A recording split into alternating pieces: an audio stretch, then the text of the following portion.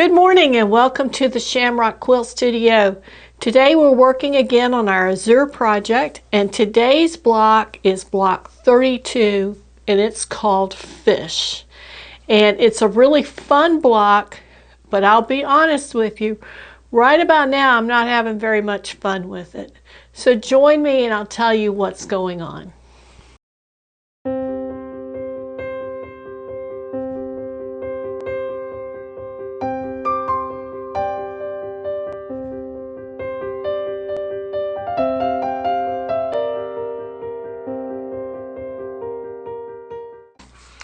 Well, hi and welcome back. I'm just here working on this fish block and I've had some problems with it. I'm just going to be completely honest with you. Putting the pieces together in the subunits, and I have some of those right here that we can look at. I've got a lot that are put together and I'll explain that in just a minute. This part I thought was much easier than I had anticipated, because we had 4 of these and we had 4 of these and we had 4 of these, and they were all exactly the same. And it was really easy just to kind of knock out one right after the other. Even though they're little tiny pieces, it went together pretty quickly. And most of that subunit construction I did without pressing, so that helped speed it along. And I got them all done and I said, oh, this is going to be easy, and I laid them all out. My problem came in when I started trying to put them together, and that's a little bit about what we're going to talk about today. A lot of the getting the pieces on the actual subunit is the same thing we've been covering over and over again. It's the same through the whole quilt process for this foundation paper piecing. But I'm not quite sure what happened, to be honest with you, because I know that when I looked at this and I said to myself, I'm going to follow the instructions just how they tell me.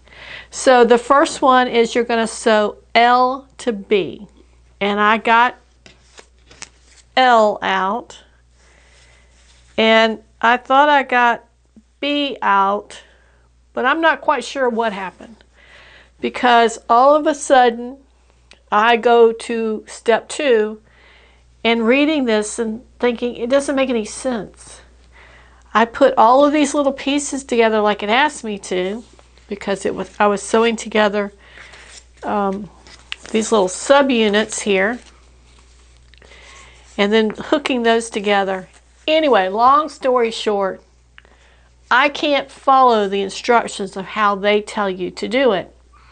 And there may be some method to the madness about how this is done, because it talks about joining sections and then joining with straight seams and then joining with Y seams. And it seems to me like all of these have been Y seams. And when I look at even these individual pieces that I still have out, I can't figure out how it's supposed to have any seams that aren't Y seams. Because what should happen is this should go here. Let's make sure that you can see that. Those should fit together. And then this should fit together here. Well, this goes here and this goes here. Now, any way you look at that, it's going to have Y seams. It's not like you can sew those two together and not have a Y seam. It's not like you can sew those two together and have a Y seam, or that one. They're all going to be Y seams. It seems like I'm missing something, but I'm not sure I am. Because I go back, and these are all individual pieces. These are the only 4 pieces there are for this entire structure. All of these are repeats to that. So then I get to thinking, what have I done wrong? I'm not sure I've done anything wrong. I just think that's the way it's written isn't real clear, and it leads you to believe something is happening that in fact it really hasn't. So what I decided to do was just take where I was and work in a counterclockwise direction around the design, filling in the spots. So here's what I have. I've added this, this, plus this, and sewed it onto this. And then I did another of those sections plus this and sewed it onto this and so forth. So I'm all the way halfway around. I do have this seam here to do, and that's going to be the next one we tackle. And for my Y seams, what I decided to do was, instead of sewing sections together, I decided to do them just in the single seams that I could sew from point A to point B. And that involved just sewing that and then coming back and pressing it and moving on to the next one. So we're going to sew this next seam that's here, and it's two pieces that are already connected, but we've got one more seam we need to make happen. And this one's going to be a little tough because we are now into sewing things that are already put together, and some of them have their paper part removed and some do not. Okay, so here is, this is going to be really hard to tell, but here's where we need to sew, and it's attached here, it's not attached here. So we're using our little pin trick to get that into the right position. Okay, and then we're going to clip it with that paper, with that clip right there. And now we need to come back to where it joins together, and we're going to fold it out like this, and we know we need to sew to that junction right there. So we're going to put that pin through, and it should come out on the other side just where we need it. So then we're going to put another clip. Let's put it there, and then let's put a couple of pins in here. And the pinning is going to be tough because you've got a lot of paper going on there. And we're going to put a pin here. And what I'm trying to do also is, if there are seams in the area, push those seams out the way so we're only stitching that little section.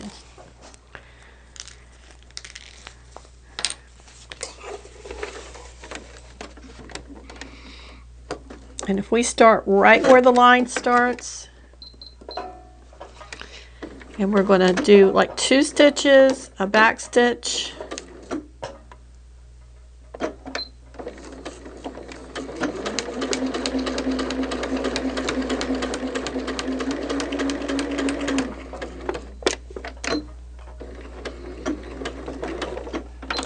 so we're going to have a lot of little short seams. But that's the way we're going to tackle this. So we'll take our pins out, and now we'll check how that seam went together. And it looks like that one did really well. So now we're going to move on to the next one. And we're just going to continue this all the way around the design, since we don't have a clear interpretation of the instructions for this. Now, if we could talk just a little bit about this particular block as I work on pinning the next section, and I'm going to have to just get my bearings just a minute and figure out where we're going next. So I think we're going to put this one on next. And we're going to put in that pin and this pin. And then we're going to come into the corresponding seam here. And it is really important to get those pins right at the point, because we have so many seams in this, so many places to put it together, that if we're off just a little bit on each and every one of them, it's not going to come together. Okay. So again, we've got those lined up. We're going to get that clip in place, check it once more, and then we're going to clip as much as we can in areas where the clips are out of the way. And then we're going to put at least a pin in. And that allows for it not to slip away from us. And we're going to stitch that. When I get it over here, I'm going to take that little pink plastic clip out.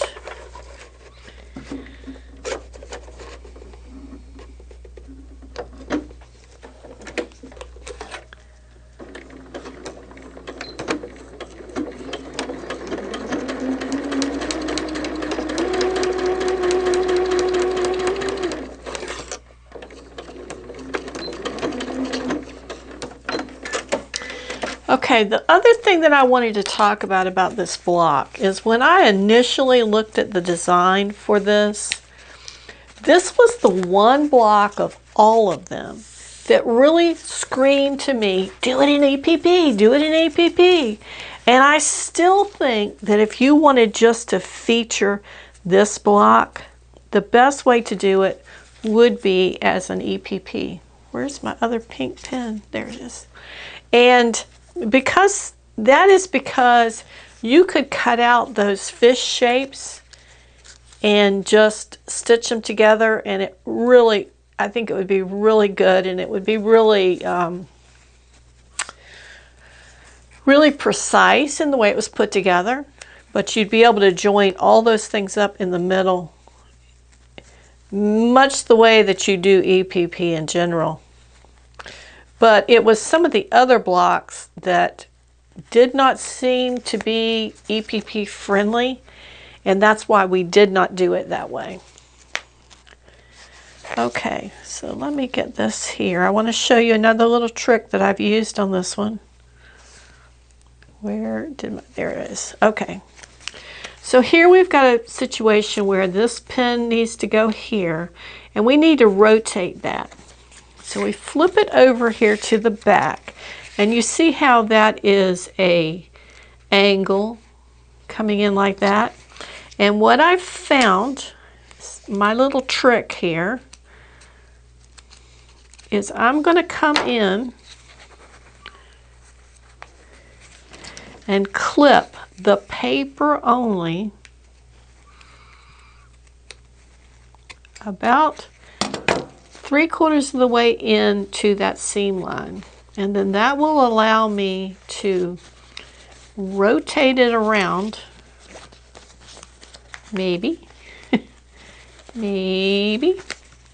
It's got to come a long way, so we're going to have to kind of work with it a bit.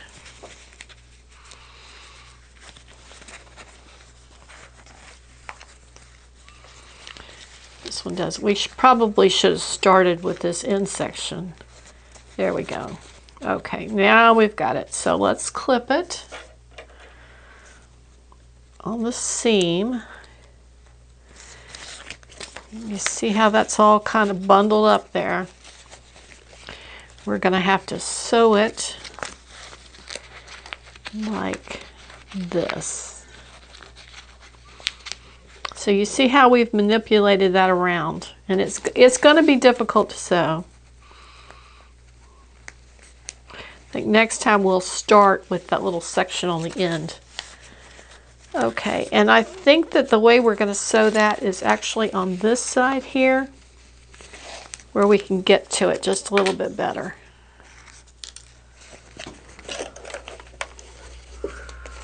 Ooh, that is going to be tough. I think what we're going to have to do is we're going to have to clip the fabric as well. About halfway in. That'll give us a little bit of play.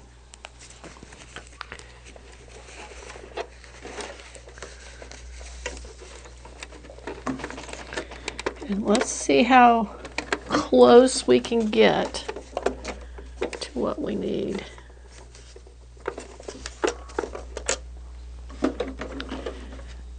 I think our pen came out prematurely. Let's check it.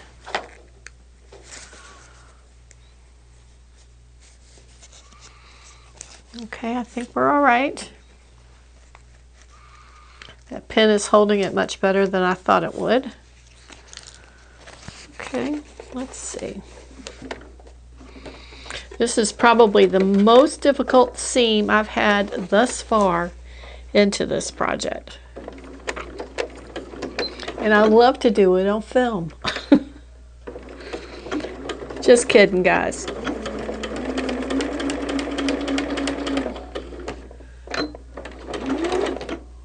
Okay. Get our pens out now. Let's see what we came up with, because that's what we need to do.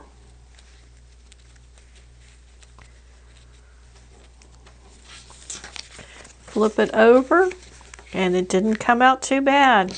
We've got a little bit of a gap right there.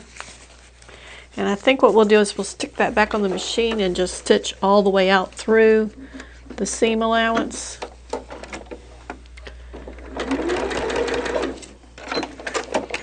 Just to hold it in place. Much better.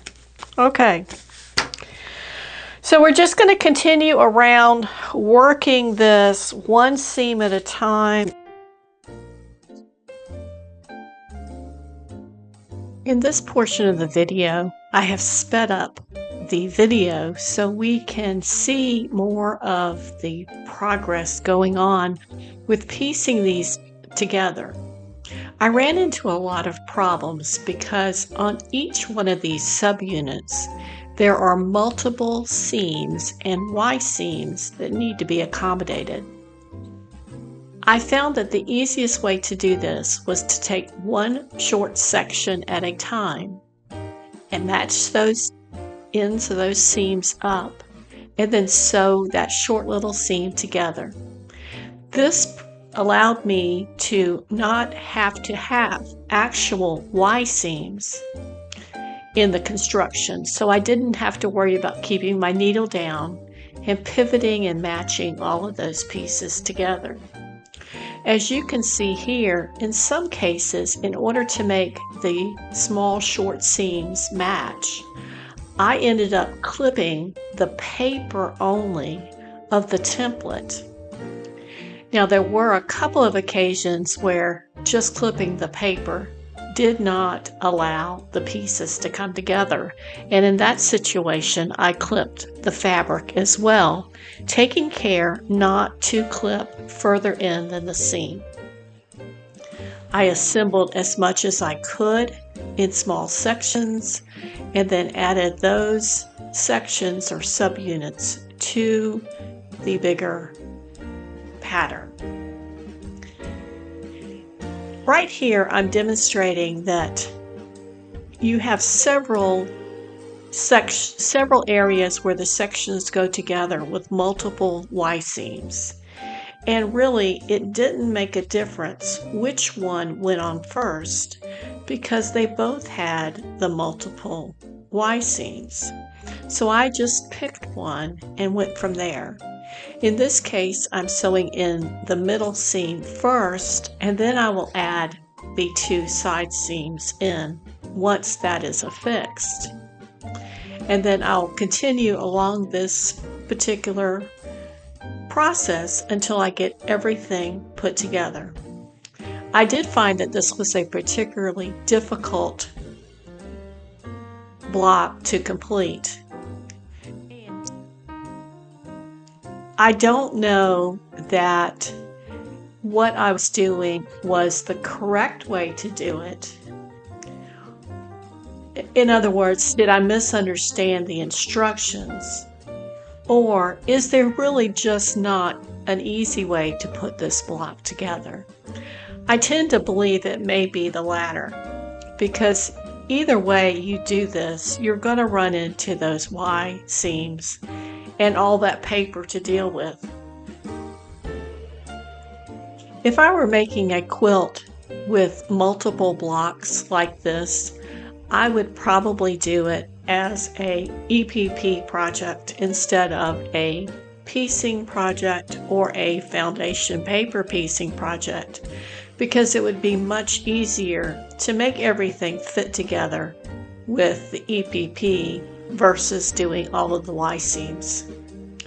Also, because this is a 6-inch block instead of a 10 or 12-inch block, the seams you're dealing with are very small, and it's very finicky to get in there and make those seams come together like they should be. But with a little bit of patience, slow stitching, and the mindset that you may have errors or mistakes that need to come out and be resewn, you can go slow and steady and create this block with, I wouldn't say with ease, but you can put it together to make it acceptable for you to use in a finished product. All in all, I really like the way this block looks, but it is one of the more difficult blocks, surprisingly so, in our project. Now, let's see what happens when we finish this up. Okay, we are down to the last block in here. We're going to do it the same way. I'm going to start here in the center and do one side and then the corner, and then come here and then do this one. It's going to be the same process, so I'm going to cut you now and come back in just a minute. I'm going to show you the whole thing after I've had a chance to sew this last piece on, clip out as much of the paper as I can, and give it a great press. So I'll see you back in just a minute for that.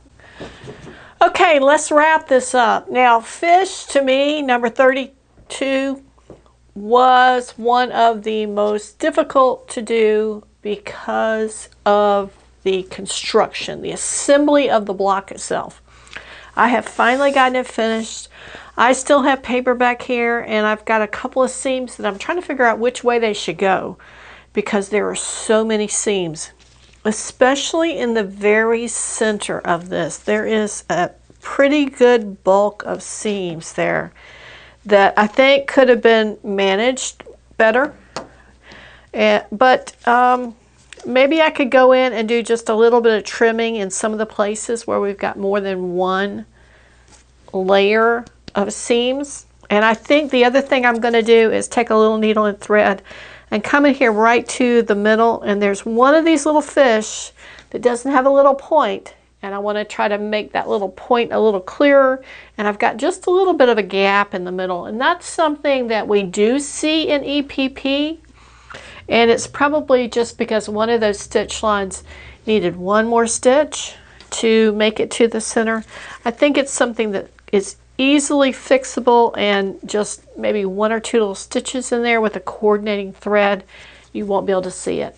But there's block number 32, fish.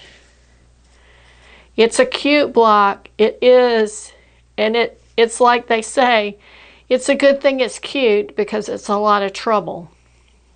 Number 32, fish. Well, I hope you've enjoyed this one. We didn't quite go into the detail of how to make the subunits, but I think we covered the assembly pretty well, and we shared a few tips about how I could rotate those pieces to make those seams work better. You could do it as a continuous seam and just do the turn and keep going. But I'll tell you, in a 6-inch block, that's really tough to do because you just don't have that much room. Now, like all of the other blocks, I've tried to leave as much of the paper around the very outside as possible. This probably could still have a little bit more taken out. And the other thing I did on this block that I haven't done on any of the others is I came back around and did kind of a second row of basting stitch right about the same place as the first row, just to kind of hold those pieces together, because you can see right here we've got a little bit of a gap. That again we could fix with just a stitch or two. It's probably just the fabric got folded in the wrong direction, and it will be, let's see, where is that seam line?